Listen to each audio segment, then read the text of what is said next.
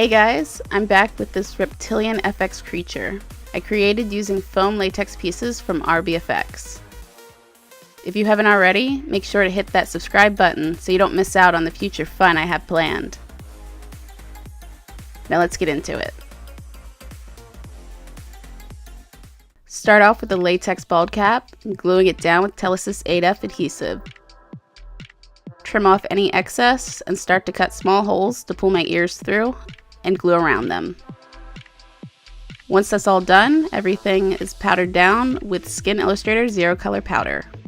Some of you might notice that I patched the side of the bald cap. This was because it had some ripples I didn't like, so I tacked it down with glue, then used a spare piece of latex to smooth it all out. Using the Telesis, glued down the RBFX foam latex ears in design ME28. To get them in position, I just put adhesive on the top of the ear, then used a bent glue brush to glue the rest of the piece down. Make sure to powder once it's all in place. Moving on to the face prosthetic. This is another piece from RBFX MB22. I put the glue just down the center of the piece and carefully get the corners of the eyes in position. Because I don't have a predominant nose bridge, I have to make sure that it doesn't end up lying over the inner corners of my eyes, or I won't be able to put the contacts in later. Gluing from the center out. Doing it in sections, I can lightly pull it and lay the piece down without it buckling. Taking my time and making sure all the edges are glued. Now that everything is applied, take Telesis Beta Bond to seal the foam pieces for paint and further blend the edges where needed. Prosthetic works completely fine for this step too. Switch to a Q-tip for around my eyes to try my best not to get any glue on my eyelids. This is easier on a model since you can just have them keep their eyes closed until it's dried and powdered.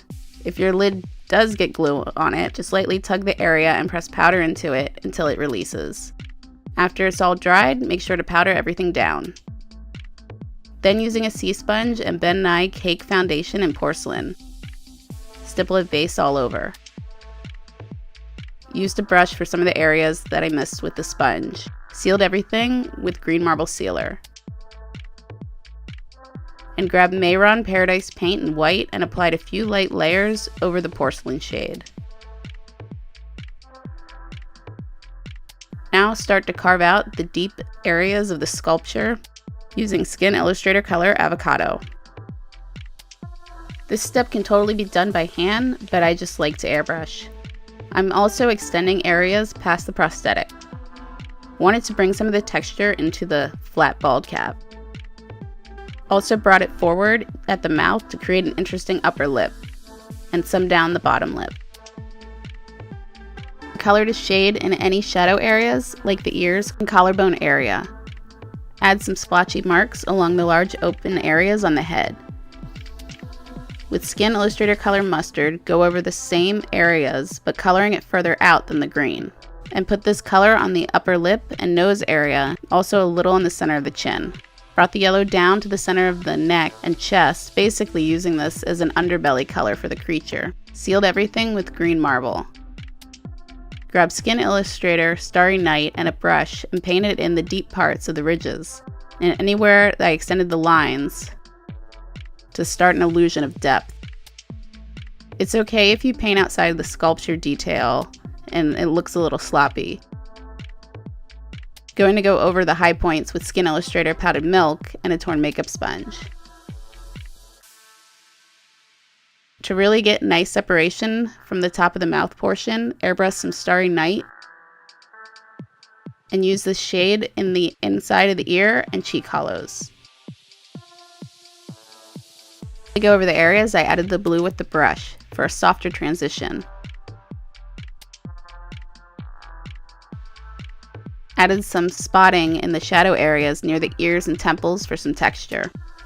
Airbrushed some squiggling on the outer part of the head and the tops of the shoulders. Now to add some color, take a torn makeup sponge and Skin Illustrator Mint Julep out of the Mardi Gras palette. Put it on the non-yellow spaces. Going over it a few times and spattering that same color all over. Then sponge over the same area with Illustrator color Avocado. I did apply this color heavier on the back areas of the head, then brought it forward in a stripe-like pattern. Go ahead and spatter the green everywhere for a little more breakup, followed by the shade Mustard. Brightened up some of the areas with the yellow around the eyes, going with the brush in Starry Night and lightly stipple the blue areas to darken. The stipple motion will keep the shading looking more organic. Wanted some more breakup in the green, so took some more mint julep and ramped up some of the areas around the face. Also added some spotting texture on the inner eye area and the top of the head, even along the jaw, side of the neck, and shoulders. More of the Avocado shade on the center part of the face to bring some of the greener tones back. Also added some splotchy spot texture throughout the makeup.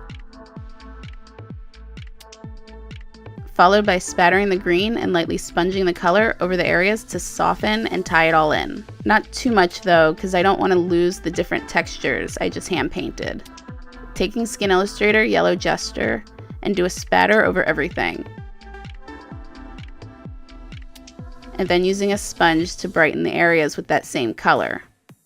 To darken some of the shadow areas, grab Mardi Gras palette and stippled some emerald green along the outer areas of the makeup and into the cheek hollows.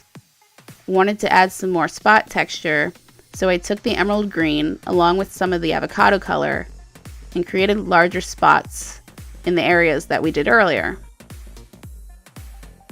Now taking the mustard color, applying it quite dense, and paint in the outer parts of the ridges. Making sure to leave some spaces unpainted. Even added it to the flat areas where I created the illusion of ridges. For some of the softer shading all around, I used the Collective Cosmetic eyeshadow color Temptation, blending it from the darker areas and creating some new interesting shadow spaces.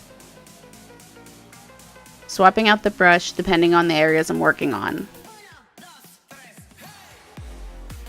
And I skipped around a lot since I wanted to slowly build up the color and being careful not to overuse it since it's really only supposed to act as an accent. Shade in the lower jaw area and really make the upper lip look more 3D.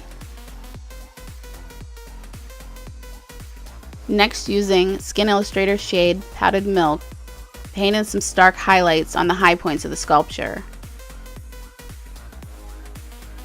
Used a tiny detail brush to add some more of the Temptation eyeshadow shade into some of the really small parts in the forehead. Finished painting in the mouth area using Illustrator mustard color, followed by blending the eyeshadow color on the outer parts of the lower lip. Created a little more drama in the inner parts of the eyes with the color also. Once the contacts are in, it's time to clean up around the eyes. Blending the Temptation eyeshadow shade around the inner and lower parts of the eyes. Then with the mustard shade, paint the outer eyelid. After this step, make sure to powder before opening your eyes. Then using NYX Professional Makeup That's the Point eyeliner to color in the upper lash line. With NYX Professional Makeup Jumbo Eye Pencil and Black Bean and a brush, fill in my waterline. To give the skin a little more realistic look, I added some Love Shine from Skin Illustrator. It gives a nice, soft, dewy look. And that's the original finished look. In the intro and some of the shots, it had a gold sparkle. That was an afterthought, so I didn't shoot it.